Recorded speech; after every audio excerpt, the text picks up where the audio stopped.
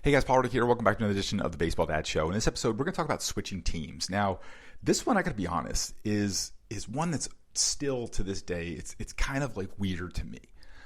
It's foreign because I came up during a time, I'm 47 years old, where this like wasn't a thing. Not only was it not a thing, it wasn't really talked about, it wasn't done because it kind of wasn't an option. You know, I'm sure if you're listening to this, you probably remember you tried out for Little League or Town Ball and you got drafted into T-Ball or selected for your T-Ball team, and then you moved up maybe to the minors, which is what it was in Union, New Jersey, and then the majors. So you probably played on like 3 teams during your Little League career. And then you tried out for Babe Ruth and you got picked by a Babe Ruth team and you played on that team for like 3 years. And then you went to high school and you played on the high school team, and then the summer team was usually attached to the high school or to your town. So they're just kind of, that's the way you kind of played. And so like it wasn't really even thought of that someone would switch teams. And I remember like my dad was either on like the board or the committee or something at the Little League, and I remember vaguely like a kid wanting to switch teams. And I remember it being like a process, like the parents had to come in and talk to the board or whatever it was, and like they had to vote. It was like a, you know, like, oh, can you believe this person even wants to do this, right? But now it can happen tomorrow. You could take your kid off a team today and you could put him on another team tomorrow. And not only is it done, it's, you know, done a lot. It's often done the wrong way, and it's often done very short-sighted. So when a parent or a player comes to me with this situation, like should I switch teams, or I'm going to switch teams, or whatever the situation is, part of my job for the dads and the coaches and the players that I mentor, my job is not to tell them what to do, because I couldn't possibly tell anyone what to do. I'm not there, right? I don't know the circumstances beyond what they tell me. But my job is to really to help them see things clearly. And Psychology 101 is there's 2 kind of, you know, minds we can get in. There's an emotional mind and there's a rational mind.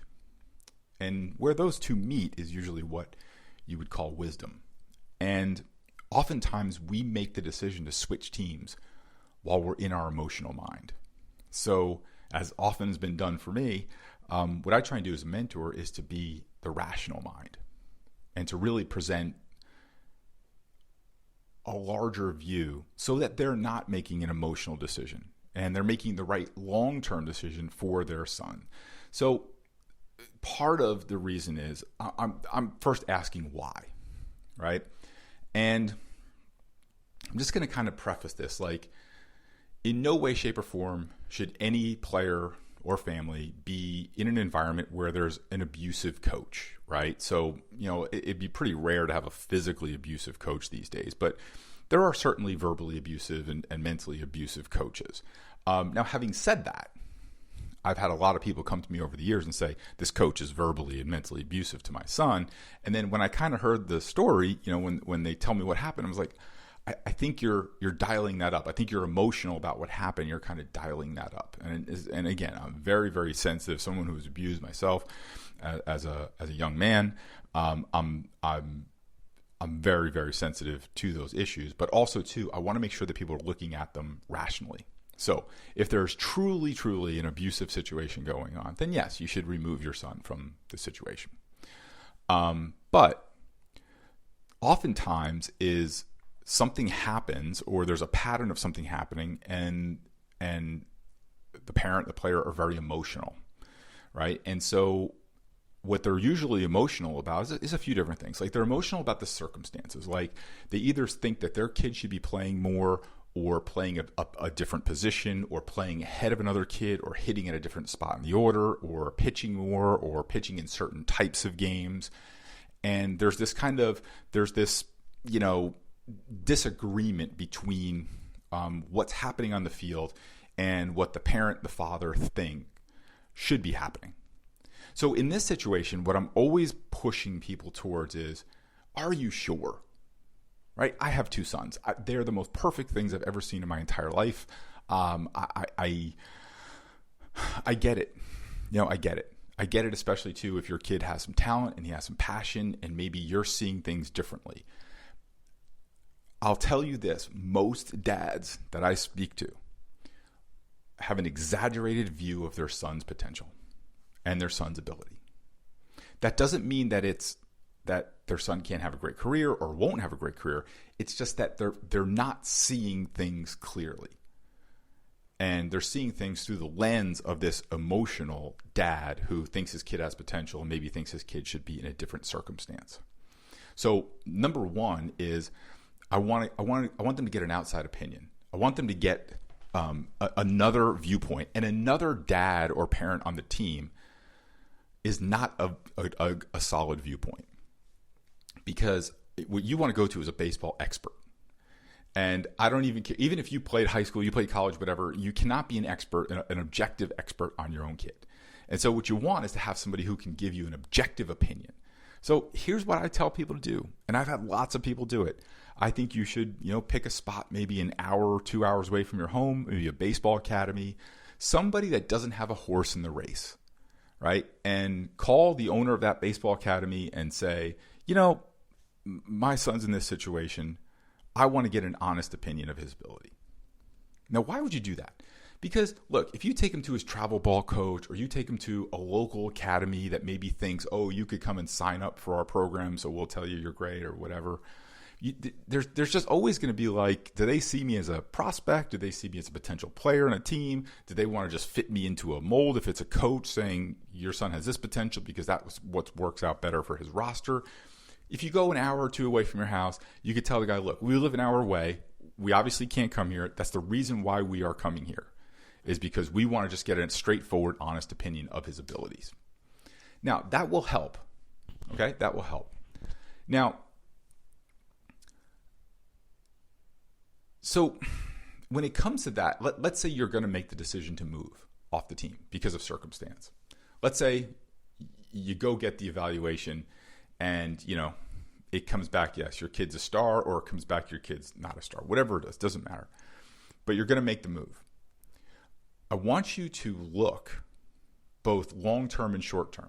So short-term, it maybe can relieve some tension, can relieve some pain, can maybe relieve some of those emotions, some of those negative feelings we have from emotions that can come around that.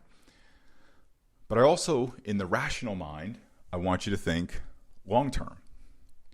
And long-term is you have to understand that you are now setting a precedent.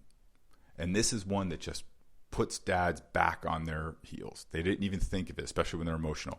You're setting a precedent for how things are going to go if things aren't going the way you want.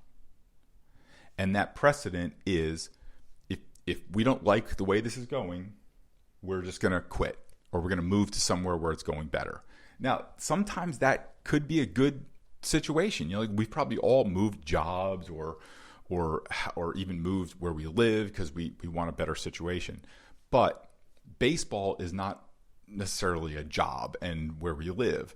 Baseball is a very temporary situation. And there's usually an out clause fairly soon, right? There's usually an ending that will come in the next few months, right?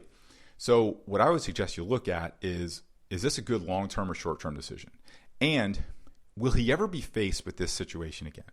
Will he ever be faced in a job that he's going to have circumstances that he maybe doesn't like, and he can't leave because he has responsibilities to his family or responsibilities to, college funds and mortgages and so on and so forth?